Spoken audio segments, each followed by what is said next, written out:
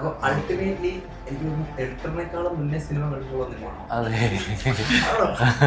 അല്ല എഡിറ്റർ ഷൂട്ട്സിലെല്ലാം ഉണ്ടായിരുന്നു. അപ്പം ഡെഫിനറ്റ്ലി സ്റ്റോറി കാര്യങ്ങളൊക്കെ അറിയാം.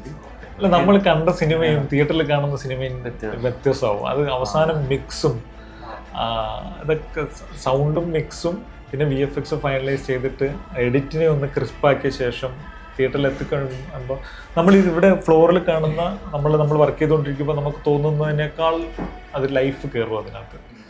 അപ്പോൾ അതിൻ്റെ എമോഷണൽ ഗ്രാഫും എല്ലാം കൃത്യമായി കണക്റ്റായിട്ട് കയറി കഴിയുമ്പോൾ അത് ഫീല് വേറുന്ന. അപ്പോൾ ആ തിയേറ്ററിൽ കാണുന്ന സിനിമ നമ്മളും തിയേറ്ററിലാണ് കണ്ടത്. അതെ, അതിന്റെ ഫൈനൽ ഔട്ട്പുട്ട് ലൈക്ക് സെയിം. ഞങ്ങൾ മ്യൂസിക് കേട്ടിട്ടില്ലായിരുന്നു. അതെ, പിന്നെ ഫുൾ ഗ്രേഡിങ് കണ്ടിട്ടില്ല. അപ്പം അതെല്ലാം കഴിഞ്ഞ് വരുമ്പോഴാണ് ഓ വാവ് ദിസ് നെതർ മൂവി. അപ്പൊ അതിന്റെ റേഞ്ച് മാറി. കൂടുതലും റോയിൽ വെച്ചിട്ടാണ് ഇവിടെ വർക്ക് സ്റ്റാർട്ട് ചെയ്യുന്നത്. കളർ ഗ്രേഡ് ചെയ്തിട്ടുള്ള ഒരു ബേസ് കളർ ഗ്രേഡ് ചെയ്തിട്ടുണ്ടാവും, അതിലൊക്കെ വർക്ക് ചെയ്യും. പക്ഷെ മൂവി എന്ന് പറയുമ്പോഴത്തേക്ക് അത് തിയേറ്ററിലെ ഇരുട്ടിൽ കാണുന്ന ഒരു അത്ഭുതമാണല്ലോ. അതിനെ അങ്ങനെ ഇതൊരു സ്റ്റോറി എന്ന രീതിയിൽ നമ്മളിങ്ങനെ ടെക്നിക്കലി ചിന്തിച്ച് ഇതിങ്ങനെ ആവാം, അപ്പൊ ഇത് വർക്കാവും എന്നൊക്കെ ഒരു തോട്ട് പ്രോസസ്സാണ്. വർക്കാവുന്നുണ്ടോ ഇല്ലയോ എന്ന് ആ ഇരുട്ടിൽ അറിയാം. അത്